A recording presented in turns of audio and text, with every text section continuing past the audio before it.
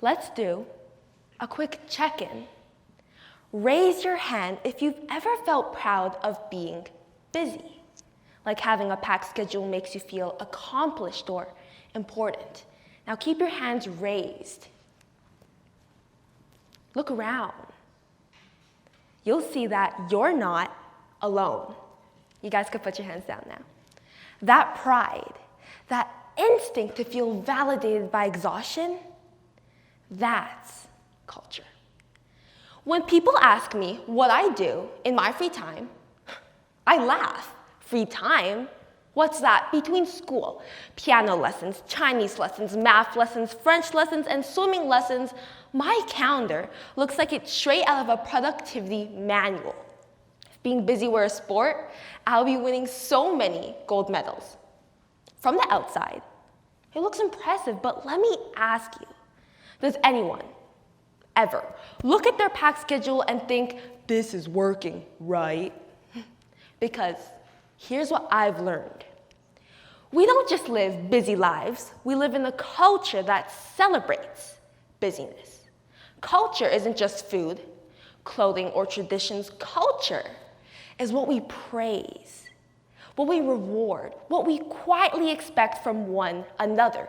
People say, wow, you're so productive. But here's what no one tells you about being busy. It comes with a cost that goes unnoticed until it's too late. Now, do you guys know who Dolly Parton is? She's my dad's favorite singer of all time, and she's a singer, songwriter, and she once said, "Don't get too busy making a living that you forget to make a life." You look at your calendar and think, I got this. We often think of our time as a simple equation. More activities equals more success. The busier we are, the more accomplished we feel, but what we don't often notice is what we're abandoning in the process. Rest? After this task. Time with friends? Maybe next week. A moment to pause? Not on the calendar. We don't question it. We just keep moving because this is what our modern culture tells us success looks like. But is it? Here's the paradox. We think being busy equals being productive, but in reality, the more we cram into our lives, the less we actually accomplish in terms of real value. We live in a world that worships productivity. Society celebrates busyness. If you tell someone you're exhausted because you're juggling 100 different things, they admire you. Say you're taking a break. Now, all of a sudden, you're lazy. You feel like you have to use every single minute of life. Things have to happen. Quick. Now. In a 2018 Pew Research survey, it showed 60% of US adults felt too busy to enjoy life, and more than 75% of high school students and 60% of middle schoolers feel stressed by packed schedules. This isn't a personal failure, but it's a result of a culture that treats exhaustion like a badge of honor. Let me reiterate. Being busy doesn't always mean being productive. Think about it. When was the last time you had a breakthrough idea when rushing from one task to another? When do you feel the most creative? The truth is, the best ideas come in the quiet moments, the moments we rarely have anymore. True productivity comes when we have space to think, reflect, and relax.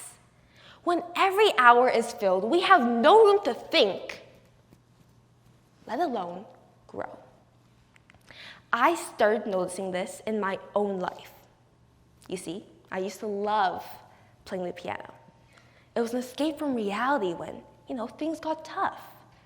But as my schedule got filled up, I started to resent it. It became another thing I had to check off instead of something I actually enjoyed. So at one point, I asked myself, why am I doing all of this?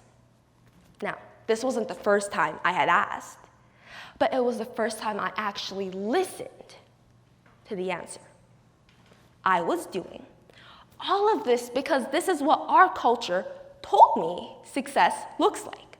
But as I took a step back, I realized I was trading my happiness for the fantasy of progress. In an article written by Isabel Picorn, a writer from Insight Timer, she asks, are we making meaningful progress, or are we just caught in a cycle of activity that doesn't serve our deeper goals? That question hit me. Busyness doesn't equal progress.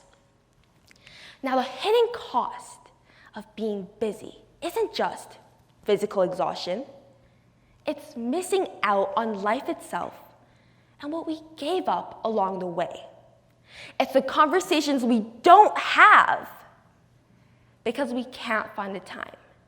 It's the creative ideas that never see the light of day because we're always too busy. Now, over time, this all builds up and we're left feeling drained, unfulfilled, and disconnected from the things that matter most. Not because we failed, but because our culture never taught us how to slow down. So, what's the solution? We drop everything? We sit around doing nothing? No, but what if we could do less and do it even better? This is not about doing less for the sake of doing less. This is about being intentional with our time. Just because we can fill every second doesn't mean we should. As rock band Eagles once sang, take it easy, take it easy. Don't let the sound of your own wheels drive you crazy. I'm so sorry you guys had to hear that. Anyways, I started making the small changes. I made time for what truly mattered. Moments of rest, time with loved ones, and yes, even some fun. And guess what? I didn't lose anything, but gained more focus, more energy, and even more joy. So when I ask myself this now, what is culture to you? This is my answer. Culture isn't just what we inherit. Culture is what we normalize. And if we normalize exhaustion, we shouldn't be surprised when we feel empty. So at the end of the day, I want to leave you with this. Are you busy or are you fulfilled? Because the truth is, we can be as busy as we want every single day, but that doesn't guarantee that we're living a meaningful life. So instead of constantly chasing productivity, start living with meaning.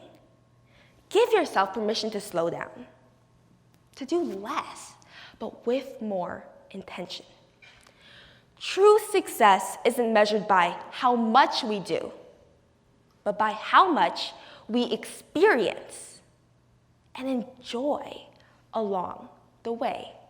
Because the truth is, you weren't put on this earth to be productivity machines. No, you're here to live. And that starts with giving yourself permission to stop. My name is Sarah Landon. Thank you so much for having me tonight.